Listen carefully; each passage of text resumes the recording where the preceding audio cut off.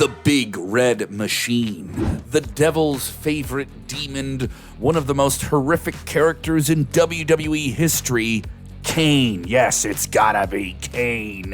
Had a career spanning over 25 years in the WWE alone, a feat only surpassed by a few other legends like his on-screen brother, The Undertaker. But despite being an incredibly long run on TV, he's most remembered and revered for that early 6-year run between 97 and 2003, when he wore that cryptic dark mask. Yes, those weird eyes peeking through on that monstrous physique. It really did the job. There were a lot of reasons for this, but his mask and the lack of emotions, the limitations it put on him with that big body and monstrous feeling made everything he said and did mean a lot more. When WWE had a mostly stacked roster of over-the-top charismatic main eventers, he and his stoic, less than said, more done with action presence made him very special. It made him stand out, especially when you consider the roster had Stone Cold Steve Austin, The Rock, Triple H, Undertaker, Chris Jericho, Mick Foley, Kurt Angle, and many, many more. Kane, when he came out, always reeled in your attention. But in mid-2003, the decision was made to give the character a refresh and drop the mask.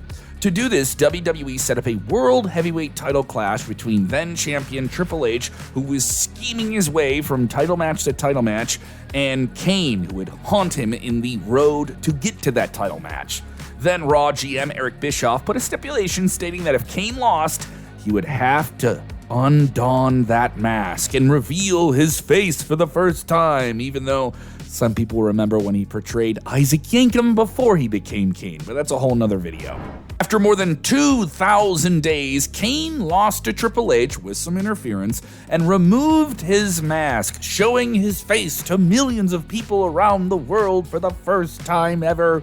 And there was a lot of shock around it. But if you look at the circumstances, the timing itself wasn't that bad. The idea that Kane needed to be unmasked for a character wasn't that bad either. You needed to do something different. He had been on TV for a while. You still wanted to keep him a monster, but maybe give him a little bit of vulnerability to express some of those emotions.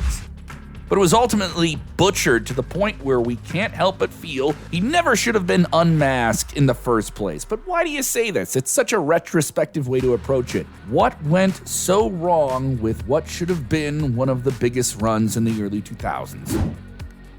When Kane was unmasked, he turned on his former tag team partner Rob Van Dam and established himself as a heel.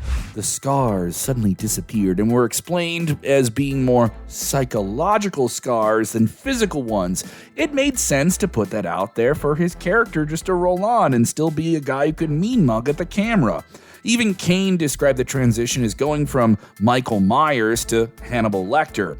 Unfortunately, it didn't play out that way. Even though he had a psychotic run, setting Jim Ross on fire, tombstoning Linda McMahon on a steel platform, electrocuting Shane McMahon's nether regions, he was still Kane. He was still a demented madman monster. But there were still many that said, I don't need to see his face. So is that the problem? We couldn't see his face? That's what made him cool? Kane was going on this path of destruction. Fans were actually enjoying it. It may sound counterintuitive in hindsight, but the best move was probably to turn him babyface. Once again, we're doing that retrospective, hey, couldn't you change this thing?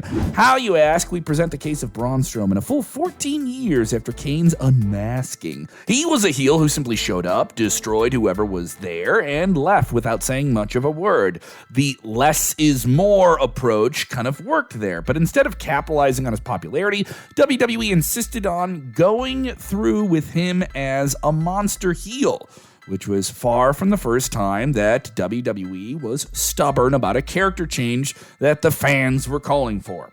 Since he went on to help Mr. McMahon beat The Undertaker, Kane, in a Buried Alive match, it made sense to run back the feud between him and his half-brother on screen at WrestleMania the next year in 2004. While we should make it clear that by no means Kane should have defeated The Undertaker at his return at WrestleMania 20, the loss played a big role in him losing a lot of the mystique that he had built up even since the unmasking, even since 1997. Yeah, he may have gotten some wins on The Undertaker here and there, but did he ever get the Mania one? And some people thought maybe he should have, just putting it out there. And it's also felt a bit unfair that he lost so much momentum considering that he was the one who carried their feud. Yeah, Undertaker wouldn't be there, but you'd have all the smoke and mirrors telling you he was gonna show up. But you don't always get what you want, you get what the fans deserve sometimes, right? As WWE entered the ruthless aggression era, Kane played the role of an informal gatekeeper before the main event level to up-and-coming people like Edge, Great Khali, and others. He had decent runs with The Big Show and even reunited with The Undertaker and the Brothers of Destruction. And when he reached the stage of WWE pushing him as a serious world champion, the moment to take him to the next level had gone, at least in the eyes of some. It felt like maybe this is something that should have happened sooner. It felt like more of a thank you for the years of service type run, which he undoubtedly deserved, but it wasn't exactly one for the ages.